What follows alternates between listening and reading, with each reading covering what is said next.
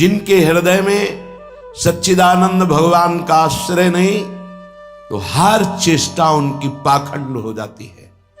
भगवत रसिक जी कह रहे हैं, बिन विवेक वैराग्य भक्ति बिन सत्य नए को मानो, भगवत विमुख कपट चतुराई सो पाखंडे जानो।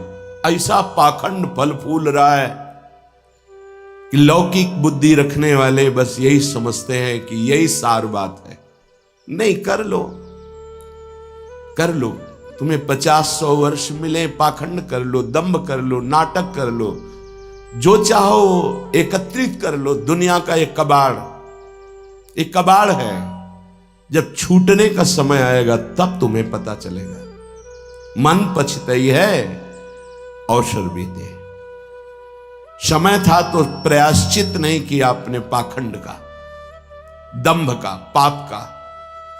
कल चर्चा हुई थी, दो नहीं रख के यहां से जाना चाहिए, एक ऋण और दूसरा पाप, नहीं तो तुम्हारे को आना पड़ेगा, दुर्गति हो जाएगी। किसी का एक पैसे का, एक वस्तु का उधार ऋण नहीं होना चाहिए जीवन में।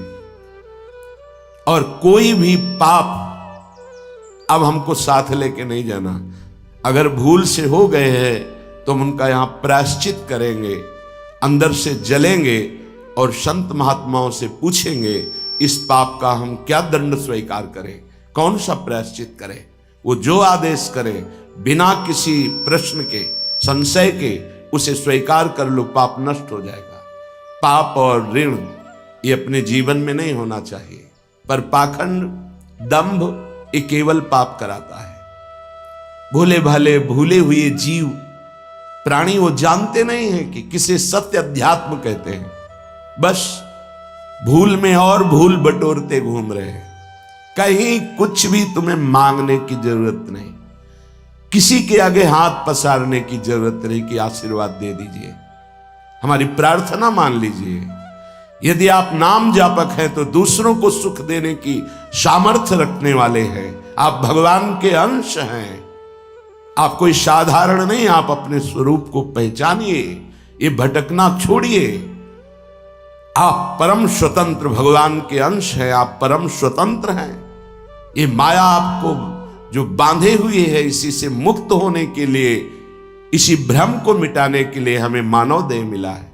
ए मारे घूम रहे, हमें सुख मिल जाएगा, कोई दे देगा आशीर्वाद। अरे आशीर्वाद भगवान ने दे दिया तुम्हें, तुम भगवान के अंश हो, तुम्हें मानव दे दिया, तुम्हें बुद्धि दे दी, विवेक दे दिया। इससे तुम सुखी नहीं हो पा रहे तो किसी के आशीर्वाद से क्या सुखी हो जाओगे। आशीर्वाद भी वही लागू होता है जो सत्कर्मी होता है, जो पाप नाशक अनुष्ठान किए हुए उसी के ऊपर आशीर्वाद जाता है। आप सोचे आप करें पाप, विषय विलासिता, और आपको कोई परमहंस आशीर्वाद दे दे, आपकी सामर्थ्य नहीं कि ऐसे आशीर्वाद देने वाले महापुरुष तक पहुंच पाए। जो पे दुष्ट हृदय सोई होई, मोरे सन्मुख आव की सोई। वो जा ही नहीं सकता। अगर चले गए तो आशीर्वाद मांगने की जरूरत नहीं है, वो बात मिल जाएगी जो तुम्हें दूसरों को आशीर्वाद देने की सामर्थ्य प्रदान कर देगी। अपने लोग भगवान को भी आशीर्वाद देते हैं, अपने लोग महारानी जी को आशीर्वाद देते हैं, उन्हीं के नाम बल से, उन्हीं के चरण आश्रय बल से। लाडली जो थारो अविचल रहो जो सुहाग, आपका सुहाग अविचल रहे, आप दोनों ऐसे सुखी रहे। जब हम अपने आराध्य देव श्यामा से हमको आशीर्वाद दे सकते हैं, फिर और कौन बचा। तो किसके बल से? उनके नाम बल से, उनकी आराधना के बल से। क्या आप नाम जप नहीं कर सकते? क्या आप आराधना करके ऐसे समर्थ नहीं बन सकते? समर्थ वही है जिसका हाथ फैलाना मिट जाए, किसी से भी नहीं। आपके पास नाम है, आपके पास मंत्र है, उपासना है, आप समर्थ हैं, पर आप अपनी वस्तु को पहचान ही नहीं रहे। नाम जप में रुचि नहीं, सतमार्ग सत्क्रियाएं ये रुचि नहीं, तो कहीं भी भाग के चले जाओ, दुख ही मिलेगा, अशांति मिलेगी, चिंता मिलेगी, आशीर्वाद नहीं मिलेगा। वो देगा भी तो लगेगा नहीं, क्योंकि हृदय में हमारे अंदर पात्रता नहीं आ रही। पात्रता नाम जब से आती, मान लो प्रार्थना, कुछ समझ में आवे या ना आवे, राधा राधा राधा। श्रीपाद कह रहे हैं न राधा प्रियो नापि वृंदावनम और नैव वृंदान तत्प्रेम भाजाम। प्रेम भाजाम, जो प्रेम पात्र बन चुके हैं, जिनके हृदय में वृंदावन प्रकाशित हो चुका है, प्रिया प्रीतम खेल रहे हैं, ऐसे महापुरुषों का संग नहीं, वृंदावन का आश्रय वास नहीं और प्रिया प्रीतम की उपासना नहीं, तो तुम्हारा जीवन धिक्कार, किस काम का जीवन। ये बच्चे पैदा करना, सोना, खाना, पीना, रहना, जीना, ये तो सुअर कुत्ता भी कर रहे हैं। देव दुर्लभ मनुष्य देह कही गई, बड़े भाग मानुष तन पावा, सुर दुर्लभ सद ग्रंथन गावा, दुर्लभो मानुषो देहो। बड़ी महिमा किस बात की? भगवत प्राप्ति की, जीवन मुक्त होने के लिए, भजन रूपी धन कमाने के लिए। यदि भजन नहीं, ज्ञान नहीं, भक्ति नहीं, वैराग्य नहीं, तो फिर पशु से बढ़कर के तुम नहीं हुए, पशु से नीचे ही हुए। क्योंकि पशु तो अपने कर्मों का भोग कर ऊपर उठ रहे हैं, तुम सबसे ऊपर आकर अब ऐसे कर्म कर रहे हो कि नीची योनियों को जाओगे। श्रीपाद कह रहे हैं कोई भी आराधना किए बिना प्रभु की सुखी नहीं हो सकता, चाहे वो ब्रह्मा के पद में ही क्यों ना हो। सच्ची मानना, अगर सुख का अनुभव होगा तो भगवत आराधना से। ये बैठ जाए दिमाग में, भोगों में सुख नहीं है। अनंत ब्रह्मांडों में जितने भोग हैं सब माया के द्वारा रचित हैं। अगर वो सुखद भोग लग सकता है तो प्रभु को अर्पित करने के बाद, प्रभु से जुड़ने के बाद, प्रभु की दृष्टि पड़ने के बाद, जैसे ऐसे हम पाते हैं तो अन्न है, लेकिन जब प्रभु को अर्पित करते हैं तो प्रसाद हो जाता है, और प्रसाद पाप का नाश करके हृदय में प्रसन्नता प्रकट करता है। प्रसन्नता ही भगवद आनंद की तरफ आगे बढ़ाती है।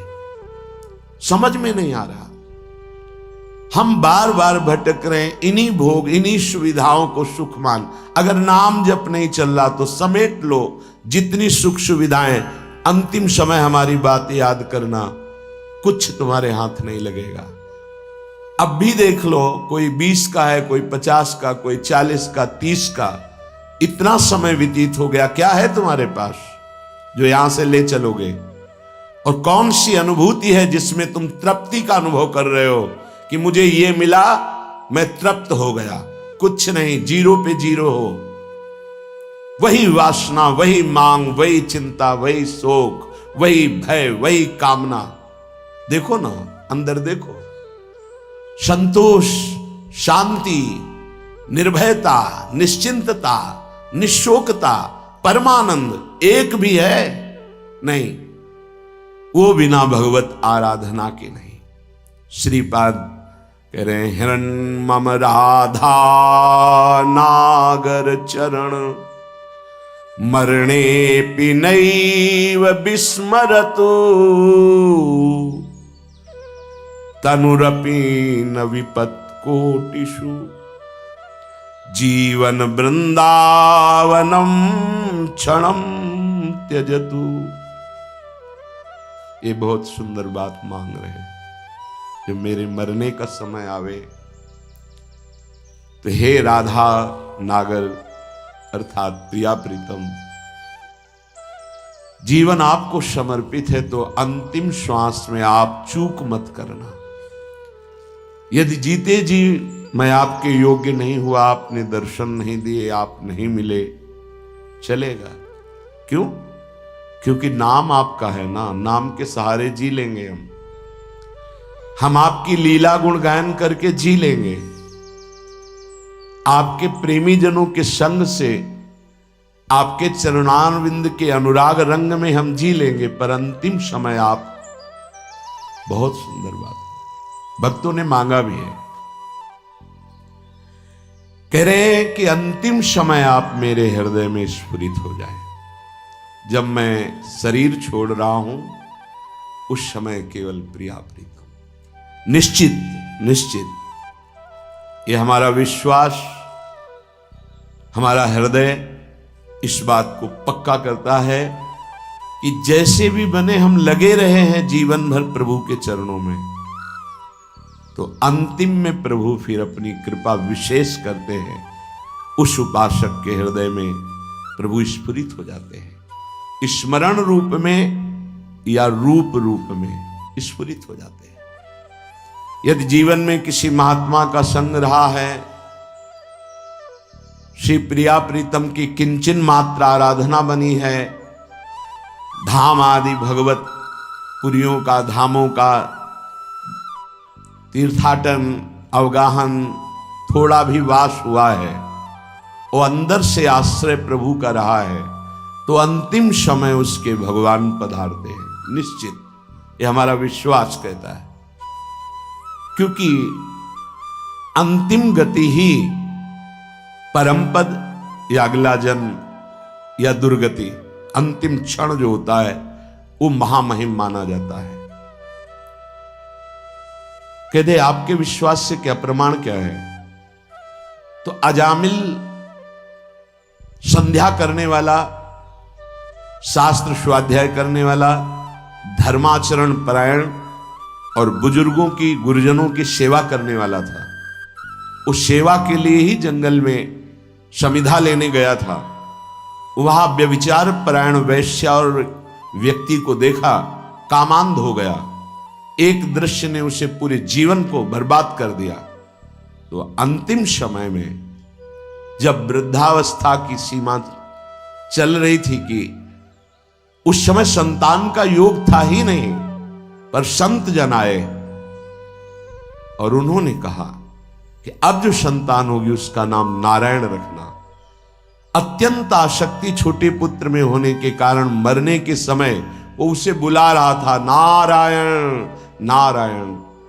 तो शायद वो आवाज वहां तक ना पहुंची हो, पर नारायण के पार्षद आ गए और उसको परम पद मिला। ये घटना क्यों घटी?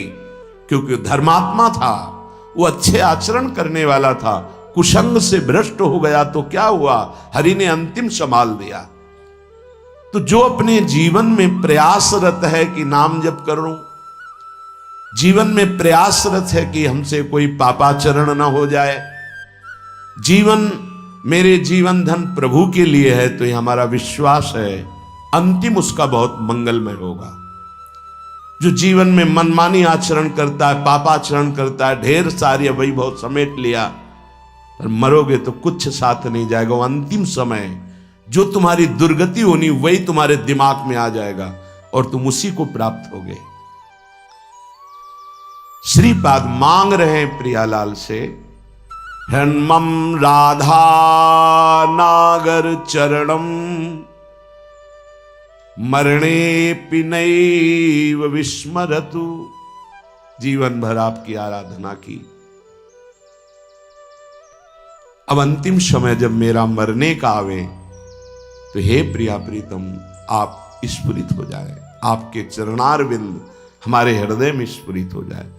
अब ऐसे कड़वे संसार में जन्म ना हो जहां केवल छल है, कपट है, धोखा है, जहां सत्य का किंचन मात्र लेश भी व्यवहार में नहीं है।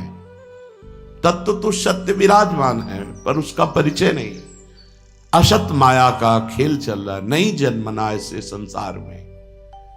हमें आपकी प्राप्ति करनी है। माना कि मेरे में सामर्थ्य नहीं, पर अंतिम समय आपसे प्रार्थना है आप हमारे हृदय में स्फुरित होना। और हे वृंदावन, आप मुझे ऐसी सामर्थ्य देना कि भारी दुख का समय हो अंतिम, तो भी मैं आपके धाम से अपने शरीर को बाहर न जाने दूं। ये बड़ी बात है। एक क्षण के लिए भी मैं कभी अंतिम चेष्टा में, जब मेरा शरीर भारी पीड़ा में हो, यहां से जब जाना होता है, जिनका आखिरी जन्म होता है, तो बहुत कुछ हमारी गंदगी जमा है जन्म जन्मांतरों की, वो बहुत शीघ्र भोगवाई जाती थोड़ा थोड़ा करके। तो देखा जाता है कि बड़े महापुरुष भी अंतिम समय बहुत ही विकराल परिस्थिति आ जाती है, उस समय भागना नहीं है औषधि के लिए, नहीं, ये धैर्य उपासक के अंदर ही होता है। पास में ही राधा टीला है, अभी कुछ ही वर्षों पहले की बात है, यहां के पूज्य जो महंत जी थे, बड़े ही कुंज बिहारी श्री हरिदास चरणारविंद के अनुरागी थे। रामकृष्ण मिशन में गए, परेशानियां बढ़ रही थी, उन्होंने जांच की, उन्होंने कहा यहां नहीं, आपको दिल्ली जाना होगा, या हो सकता है आगरे में हो जाए, यहां तो नहीं हो सकता, न मथुरा में न वृंदावन में। कुंज बिहारी श्री हरिदास कौन जाएगा दिल्ली आगरा। हालत खराब होती चली गई। श्री हरिदास कुंज बिहारी श्री हरिदास। सबसे कहा कि स्वामी जी बुला रहे हैं हमें, जल्दी तैयारी करो जल्दी। ये अभी कुछ वर्षों की बात है, ये अपने सामने की बात कह रहे, जल्दी भोग बनाओ, नहीं तो भोग नहीं लगा पाओगे, समय है अभी, राजभोग जल्दी लगाओ। राजभोग लगाया, प्रसाद लाओ, प्रसाद, बैठो सब सामने। कुंज बिहारी श्री हरिदास, श्यामा प्यारी कुंज बिहारी श्री हरिदास दुलारी। कीर्तन शुरू हुआ, कोई समझ नहीं पा रहा क्या कह रहे, बस खून की उल्टी हुई, बोले स्वामी जी बुला रहे, चले। ये है जीवन भर की आराधना का स्वरूप। अंतिम लीला बड़ी विचित्र होती, उस समय आराध्य देव ही संभालते हैं। पूज्य श्री उड़िया बाबा बैठे हुए, इधर प्रभुदत्त ब्रह्मचारी जी की कथा नीचे बैठ करके एक संत सुना रहे हैं, हजारों की संख्या में सभा भरी। बाबा ने कहा आज यहां स्मशान होगा। अचानक कौन समझ पावे महापुरुषों की, आज यहां स्मशान होगा। आज हम पहले 2 श्लोकों की व्याख्या करते हैं। जिसका जन्म होता है उसकी मृत्यु निश्चित होती है। आत्मस्वरूप अजन्मा है, उसकी कभी मृत्यु नहीं होती। धैर्यवान कभी मृत्यु से विचलित नहीं। कोई समझ ही नहीं पा रहा कि बाबा आज बेप्रसंग की चर्चा कैसे कर रहे हैं। अच्छा तो सब सुनो, जो चर्चा हो रही सुनो। प्रभुदत्त ब्रह्मचारी जी की भागवत। ओम शांत बैठ गए, आखिरी ओम बाबा का था। इतने में वही आश्रम में रहने वाला एक कुछ विक्षिप्त टाइप का, क्या भगवान दास कुछ ऐसे ही नाम था, वो आया, कहने लगा लाओ हम चवर डुलाएंगे। तो ऐसे अनाधिकारी पुरुष थोड़ी महापुरुषों की सेवा में लग जाते, नहीं तुम हटो। क्योंकि सुलझा हुआ विवेकवान पुरुष ही महापुरुषों की सेवा में। उसको गुस्सा आया, गया तो चारा काटने वाला गड़ासा कहां से कैसे व्यवस्था किए था, काल पहले से कंबल में ऐसे छुपा के आया, और इतनी रफ्तार से बाबा की चांद पे ऐसे खुले हुए ऐसे मारा 6-6 इंच गड़ासा, और ऐसे फव्वारा जैसे खून के ऐसे उठते। किसी को समझ में नहीं आया। सामने एक बूढ़ी माई थी, दौड़ के गई, लिपट गई, 5-6 गड़ा से मार चुके थे। अब कोई समझ ही नहीं पाया कि मतलब हो क्या रहा। काल का खेल देखो, वो सब आसपास, मतलब सब ऐसे ही। तत्काल माई ने, बूढ़ी माई ने उसको वश में किया। बूढ़ी माई ने, सब लोग उसको, फिर जो लीला, बाबा को एक इंजेक्शन लगाया गया कि अंतिम समय वो चेतना जागृत। ओम, बस क्या पूरे जीवन तप ज्ञान की मूर्ति, अंतिम लीला कैसे जा रहे, पूरे जीवन मां मां मां पुकारते हुए रामकृष्ण पर। अंतिम गले में कैंसर, विविध प्रकार की पीड़ाएं, ऐसी महाभाव दशा में पूज्य भाई जी अंतिम समय में, जिनका आखिरी जन्म होता है, बड़ा तो उसीलिए ये ब्रह्मबोध संपन्न महापुरुष हैं, जीवन मुक्त महापुरुष हैं, प्रेमी महापुरुष हैं। क्या इनकी महिमा वर्णन करे, पर ये हमारे लिए कह रहे हैं, हम सबके लिए, क्योंकि ये जो मांग रहे हैं ये तो प्राप्त है इनको, हर समय लीला में प्रवेश है इनका। इनको श्यामा श्याम की आखिरी दर्शन की आकांक्षा नहीं, क्योंकि इनकी आखिरी जीते जी हो गई। शरीर राग मुक्त भाव दे से अपने प्रिया प्रीतम के पास कोई आवश्यकता इस बात की मांगने की नहीं है।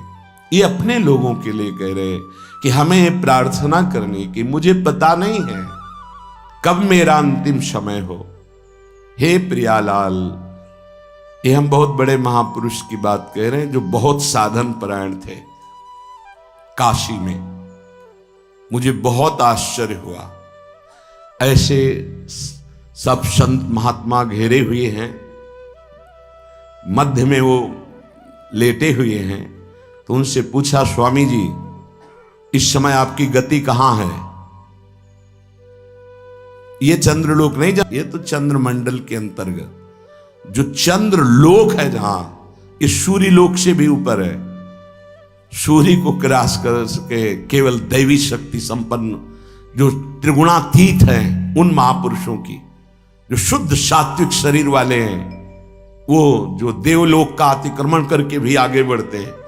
सबसे ऊपर चंद्रलोक है, सूर्य लोक भी नीचे है शास्त्रीय पद्धति के अनुसार। उन्होंने कहा चंद्रलोक तक मैं समस्त मंडलों का भेदन करके पहुंच गया हूं, पर ब्रह्म या मोक्ष प्राप्ति तो होश उड़ गए कि ऐसे महापुरुष जो मोक्ष धर्म का ही वर्णन करते रहे वो ऐसा बोल रहे। एक तरह से जैसे कहते हैं ना कि पैरों से धरती खिसक जाना, कि अपने लोग क्या हैं, अंतिम कैसी बात कर रहे हैं। तो उनका स्वामी जी तो क्या परम पद, तो उनका ये तो विश्वनाथ जी की कृपा के अधीन है। बस हृदय एकदम साधन पक्ष से हटकर कृपा पक्ष की मांग करने लगा कि अंतिम समय कह रहे कि आखिरी कैवल्य परम पद ये तो विश्वनाथ जी की कृपा से। समझ लो साधन कितना पहुंचा सकता है। वो महापुरुष कह रहे हैं कि अभी ब्रह्मलोक भी नहीं, जैसे स्वर्गलोक, महालोक, जनलोक, तपलोक, फिर ब्रह्मलोक, तो स्वर्गलोक के ऊपर ही है, क्योंकि स्वर्ग के अधिष्ठात्र ये सब लोकपाल देवता हैं। वरुण जी, सूर्य जी, अग्नि जी, वायु जी, चंद्र जी, ये सब लोकपाल हैं। इनके एक अपने अपने लोक हैं। उन लोकों में इनके आराधक उपासक वहां पहुंचते हैं। तो वो कह रहे हैं कि मैं केवल चंद्रलोक तक पहुंच पाया हूं, उसके ऊपर ब्रह्मलोक वहां भी नहीं गति हुई। और परम कैवल्य पद ये तो विश्वनाथ जी की कृपा से, क्योंकि काशी में शरीर छूट रहा, जीवन भर उनके नाम पर रहे, तो वो गति उनकी, मेरी गति यहां तक और वो विश्व। तब ये समझ में आया कि आखिरी बात तो कृपा ही है। कि तभी लिखा है ध्यान मूलम गुरु मूर्ति, पूजा मूलम गुरु पदम, मंत्र मूलम गुरु वाक्यम, मोक्ष मूलम गुरु कृपा। महादेव गुरुदेव हैं, श्री जी गुरुदेव हैं, इन्हीं की कृपा से ही मोक्ष मूलम। तभी आजीवन आराधना करते रहते हैं, यही मांग रहे हैं। तनुरपि न विपत कोटिषु जीवन वृंदावनम क्षणम त्यजतु। बाबा को श्री जी लाई थी वृंदावन, उड़िया बाबा को। कई दिन से भूखे थे, एकांत में ब्रह्म चिंतन में बैठे हुए थे, शरीर भूखा था।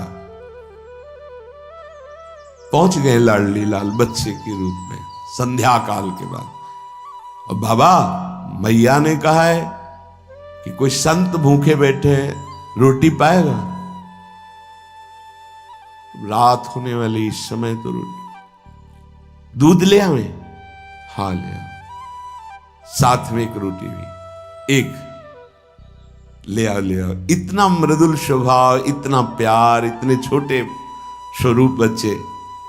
बाबा आश्चर्यचकित हो रहे थे कि संध्या हो रही, इस समय बच्चे बड़ा ऐसे पहले कांसे का लोटा चलता, उसमें पका हुआ दूध, एक रोटी पाई, एक दूध पिया, एक परमानंद की अनुभूति,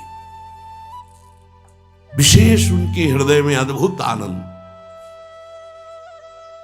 फिर एकदम चिंतन किया कि यहां कौन सा गांव नजदीक है। विरक्त महापुरुष उठे, काफी दूर खोजते, एक व्यक्ति मिला, बोले यहां गांव नजदीक कोई है? बोले 10 किलोमीटर आसपास कोई गांव नहीं।